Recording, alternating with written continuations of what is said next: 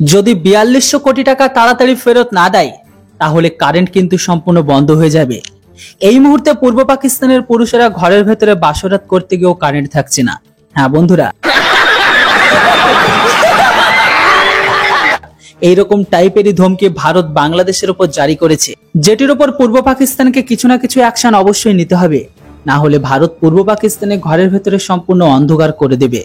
আর এই মুহূর্তের পরিস্থিতিকে দেখে মনে হয় না পূর্ব পাকিস্তান ভারতকে এত বড় অ্যামাউন্ট দিতে পারবে, কেননা এখনো পর্যন্ত পূর্ব পাকিস্তান ভারত থেকে তাদের প্যাসেঞ্জার প্লেনকেই ছোটাতে পারেনি, তাহলে 4200 কোটি টাকা কোথা থেকে দেবে?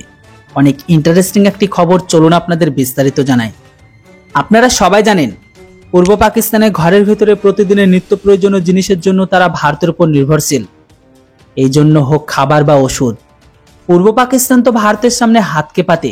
দেখুন এই মুহূর্তে পূর্ব পাকিস্তানে ঘরের ভেতরে যে কারেন্ট পাচ্ছে সেটাও কিন্তু ভারতীয় কোম্পানির দ্বারাই দেওয়া হচ্ছে, কিন্তু পূর্ব পাকিস্তান এতটাই ধোঁকাবাজ যে তারা ভারতকে পেমেন্ট পর্যন্ত করতে পারছে না। দেখুন বন্ধুরা, রিপোর্টে বলা হচ্ছে গৌতম আদানি আলটিমেটাম দিয়ে দিয়েছে পূর্ব পাকিস্তানকে যে তারা যেন ভারতকে বাকি পেমেন্ট সিস্টেম মিটিয়ে দেয়, যেটি প্রায় 42,000 কোটি টাকা। বলা হচ্ছে গৌতম আদানি বাংলাদেশের ঘরের ভেতরে ইনফ্রাস্ট্রাকচার আর পাওয়ার প্রজেক্টের উপর কাজ করেছে, আর বাংলাদেশকেও গৌতম আদানি তারা যেমনটা চেয়েছিল ঠিক সেই রকম ভাবে বাংলাদেশকে করে দিয়েছে। আপনাদের বলে দিই যে গৌতম আদানির গ্রুপ ভারতের কুন্ডা পাওয়ার প্ল্যান্ট থেকে বাংলাদেশকে বিজলি সাপ্লাই করে, যেটা 1600 মেগাওয়াটের কয়লা পাওয়ার প্ল্যান্ট। পূর্ব পাকিস্তান ভারত থেকে 24 ঘন্টাতে কারেন্ট তো নিচ্ছেই, কিন্তু পেমেন্ট করতে দেরি করছে।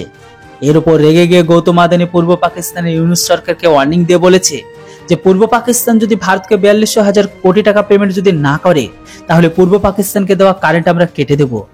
আদানি গ্রুপের স্টেটমেন্টে এটাই বলা হয়েছে যে পূর্ব পাকিস্তানে এরকম অবস্থা হওয়া সত্ত্বেও আমরা পূর্ব পাকিস্তানকে নন স্টপ কারেন্ট সাপ্লাই করছি, কিন্তু যখন পেমেন্ট সিস্টেমের কথা আসে তখনই পূর্ব পাকিস্তান ভারতকে সেই টাকা দেওয়া থেকে আনাকানি করতে শুরু করে।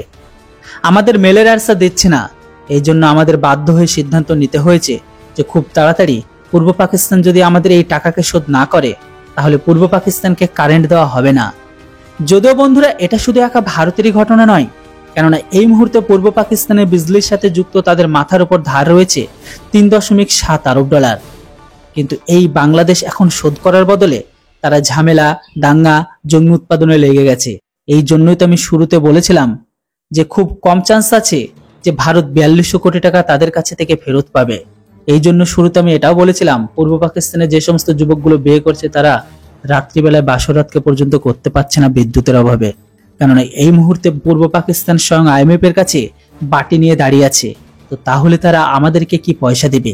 তো এমতো অবস্থায় বন্ধুরা আপনারা বলুন, পূর্ব পাকিস্তান যদি তাদের বিদ্যুতের বিল না দেয় তাহলে আমাদের কি বাংলাদেশকে দেওয়া কারেন্ট কেটে দেওয়া উচিত, না একটি পড়শি দেশ হিসাবে ছেড়ে দেওয়া উচিত? এর উপর আপনাদের মতামত অবশ্যই কমেন্ট বক্সে লিখে জানান।